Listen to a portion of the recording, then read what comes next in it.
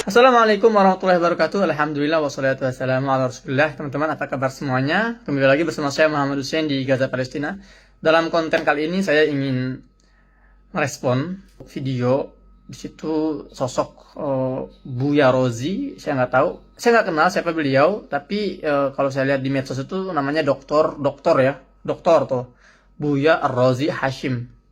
Jadi saya jujur kaget mendengar beberapa statement-statement yang terlontar dari mulut seorang dokter ini ketika membahas tentang Palestina.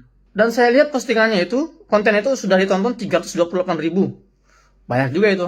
Itu baru di YouTube ya. Wallahu alam kalau ada di media sosial lainnya, di Facebook, Instagram. Dan saya sangat kasihan dengan beliau sebetulnya ketika mendengar pernyataan-pernyataan beliau yang kontroversi, tapi jelas sekali tidak berdasarkan data dan fakta.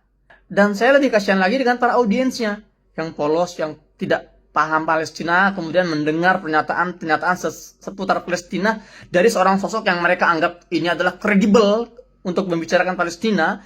Ini adalah seorang ulama, seorang buya yang nggak mungkin salah omongannya dan sebagainya.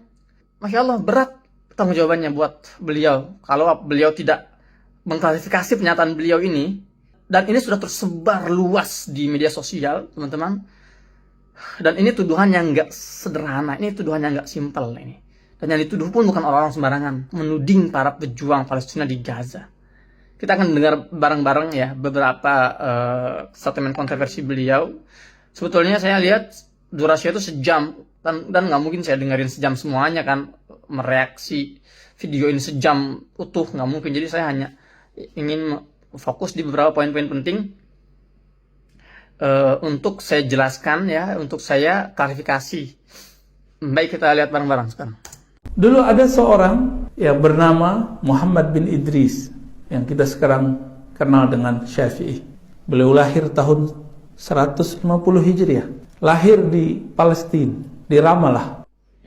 Oke. Sampai sini beliau mengatakan fakta beberapa informasi yang benar ya.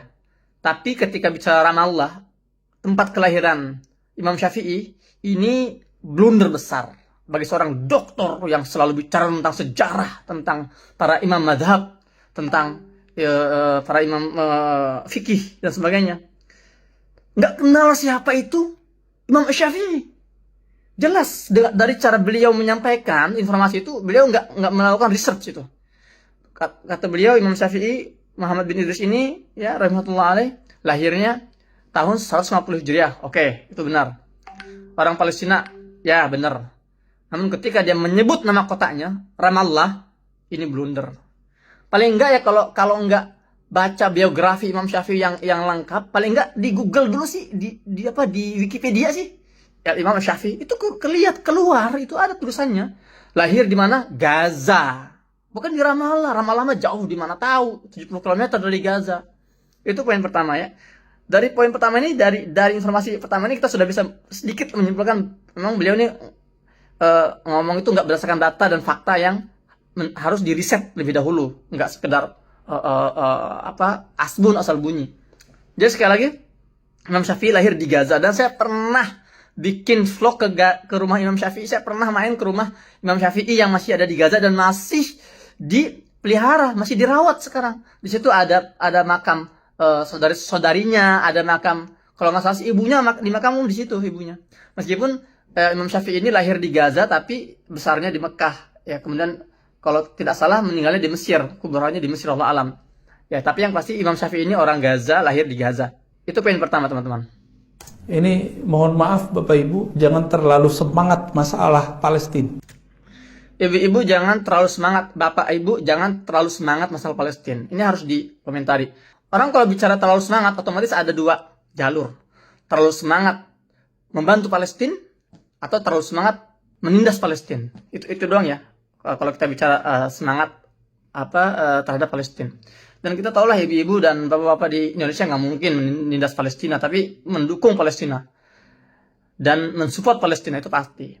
Nah, perintah beliau ketika mengatakan jangan terlalu semangat, ini bahaya. Kenapa? Karena kalau kita membiarkan semangat ini hanya dimiliki oleh musuh-musuh kita, oleh orang-orang yang penjajah, agresor Israel, sementara kita yang gak semangat mendukung Palestina, menghilangkan penjajahan di muka bumi, lantas bagaimana kita bisa face to face dengan mereka. Saya ingatkan lagi bahwa Zionis Israel itu semangatnya luar biasa, lebih dari terlalu semangat. Mereka tuh all out dalam melakukan agenda mereka di Palestina.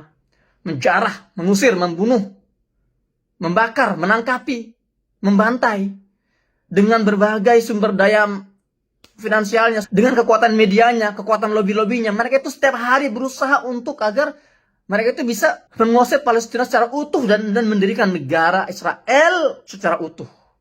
Mereka semangat. Lah, kenapa kita nggak boleh terlalu semangat? Kenapa kita nggak boleh optimal, totalitas dalam perjuangan Palestina? Karena para sahabat ketika mau membebaskan Baitul Maqdis dari penjajahan Romawi, itu semangat, itu terlalu semangat. Semangat mereka itu. Kemudian Salahuddin Ayyubi ketika mau membebaskan Baitul Maqdis itu semangatnya luar biasa tinggi sekali. Kenapa kita sekarang dibilang jangan terlalu semangat?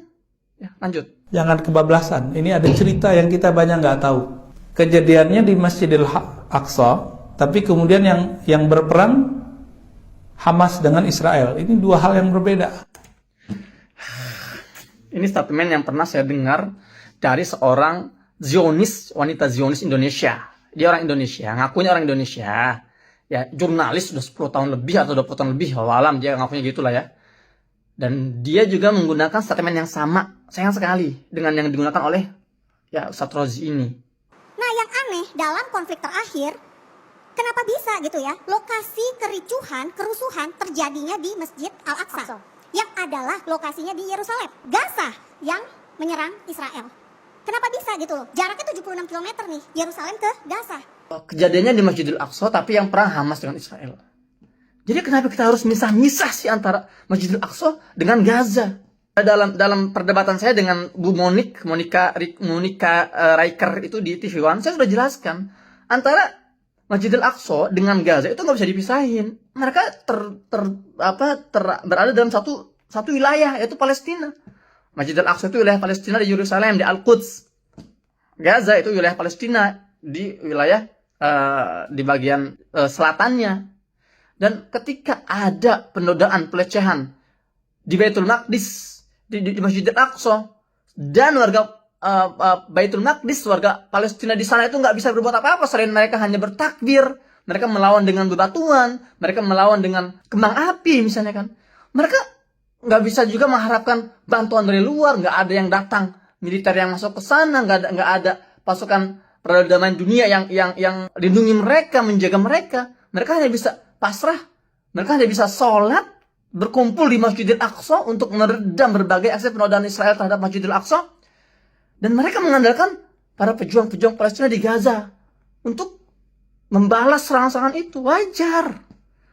Dan jangankan orang Gaza yang satu Palestina, kita orang Indonesia yang ngelihat Masjidil Aqsa diinjak-injak, dinodai, dilecehkan, jamaah sholatnya diusir, kita marah. Karena kita terbatas, kita nggak bisa berbuat apa-apa. Sementara pejuang Gaza, mereka punya kemampuan, mereka bisa melemparkan roket-roket. Jadi wajar kalau mereka marah, dan mereka itu sebelum melemparkan roket itu, mereka ultimatum dulu, selalu itu. Mereka mengultimatum, wahai pihak Zionis, kalau kalian berani macam-macam dengan Masjidil Aqsa, kami akan ikut campur, kami akan turun tangan, kami akan kirim roket-roket kami ke wilayah kalian, wilayah jajahan kalian. Ya, jadi jangan dipisah-pisah dong.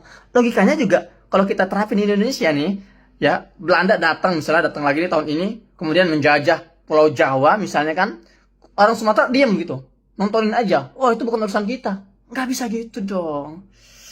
Astagfirullah, lagi saya masih puasa ini, bikin emosi aja. Hamas, tahu nggak Hamas siapa? Nggak tahu kan? Kita taunya Palestina.